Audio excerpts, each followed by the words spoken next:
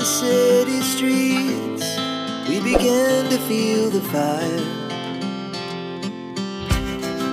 We rise like tall buildings as the chemicals, they take us higher.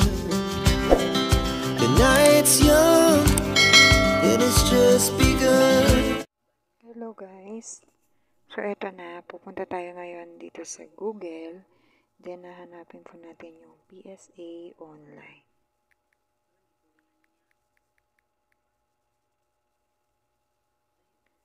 So ayan po.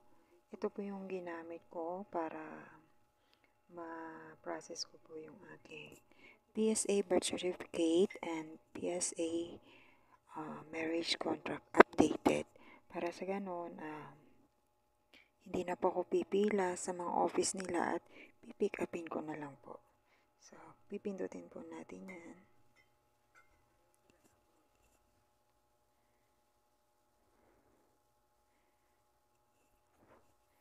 So, ayan po. Makikita nyo yung mga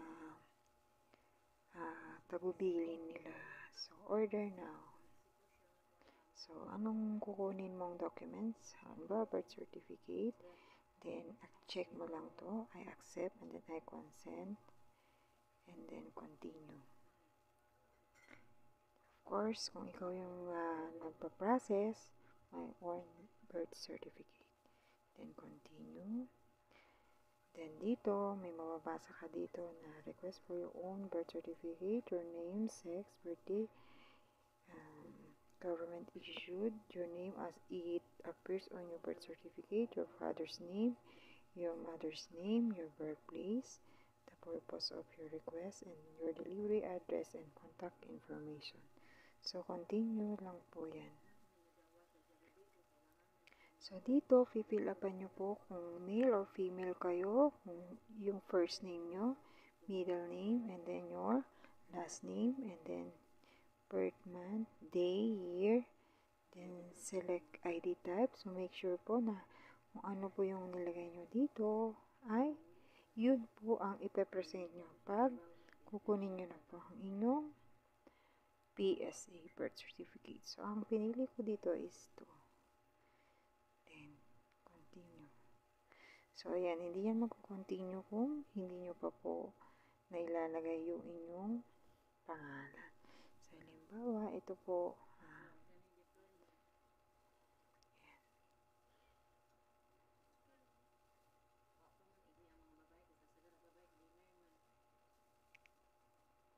maiden name nung dalaga ka, then yung last name.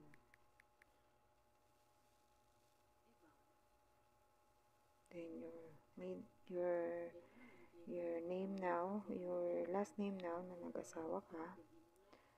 Tapos, yan. Birthday, year,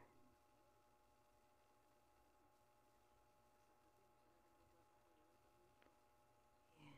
Tapos, pipili ka. Tapos, yun dapat din ang ipakita mo pag pinick up mo na po. Then, continue. So, ayan. Sa number 2 na po tayo.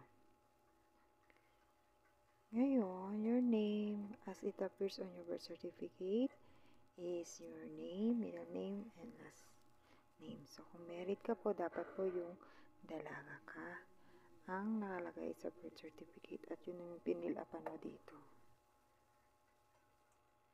And then, nasa number 3 na tayo, your father's name.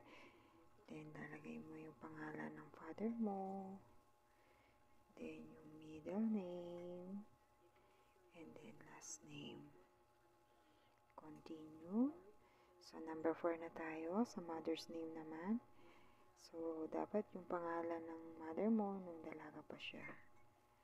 Middle name, Mouse. And then, yung last name niya nung dalaga siya. Then, your birthplace. So, number 5 na tayo. So, syempre, Philippines. Then, your birth province.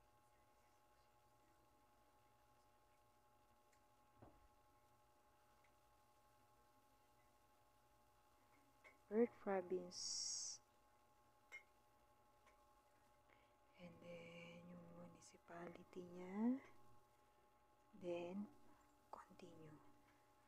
So dyan mapapansin nyo po, hindi po yan lilipat kung hindi nyo po nafi-fill upan yung mga required na category. So makikita nyo dito na dito sa mga numbers na color green, meaning to say okay na po. Tapos ngayon ang number 6 is the purpose of your request. So saan mo ba gagamitin yung PSA mo? So ito ko is foreign employment kasi dyan ko po gagamitin. Then lalabas po dito yung country kung saan ka po pupunta. So halimbawa,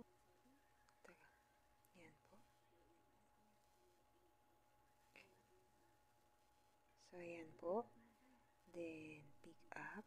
Kasi gusto ko pick upin dahil nasa Manila po ako. So dito po may choose pick up location. So hinanap po ko kung saan ako malapit sa aking boarding house. So ito yung pinili ko sa may Vito Cruz sa De La Salle University sa harapan niya. So ayan po. Makikita din dito yung pangalan ko, yung cellphone number ko, and then yung email address. Napakahalaga po ng email address kasi i-message ka po ng PSA kung nasaan na po, kung napaprocess na po lahat ng inyong orders. So dito po, certificate of date of birth, i-remind nyo lang po sa inyo, ipapacheck nyo po ulit sa inyo kung tama po yung mga information na tinype nyo po. And then dito, tatanungin ka po kung ilang copy. So, sa bawat copy, 335 po ang babayaran nyo. So, dito, pag okay na, check mo lang, confirm. So, ayan. Ito na po yung control number na gagamitin mo para magbayad ka online. So, mamimili ka lang kung ano po yung available nyo na convenience sa'yo. So, ngayon, tingnan po natin sa ating Gmail.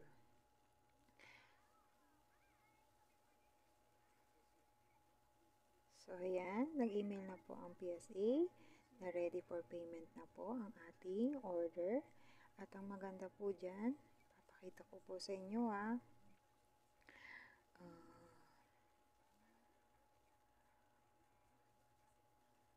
papakita ko po sa inyo na napakasipag po ni PSA na yan po, na mag-message kung nasaan na po, kung pinaprocess na po ang iyong order, ganun po.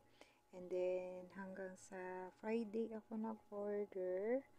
Tapos, February 16, na-release na po. And then,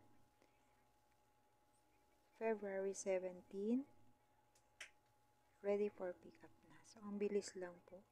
After 3 days, okay na po. So, yung napili ko pong location kung saan ko po siya pipikapin sa may Vito Cruz LRT.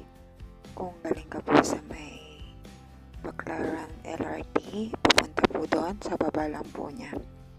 Pero kung galing ka pong north, tatawid ka po para makita mo po yung National Bookstore na in front of the LSU University. So, ayan po yung National Bookstore. So, malapit lang po siya sa Vito Cruz LRT. Tabi siya ng Dunkin Donut. So, ayan po. Papasok po kayo dyan. And then, i-present nyo lang po na yung email nyo, then yung documents nyo. So, ayan na guys, ang ating in-order online na PSA, birth certificate, at marriage contract. So, ganyan po yung delivery. At in-open ko na po. So, ayan, meron po siyang kalakip na official receipt. So, wag po natin itatapon yan kasi hinahanap po yan.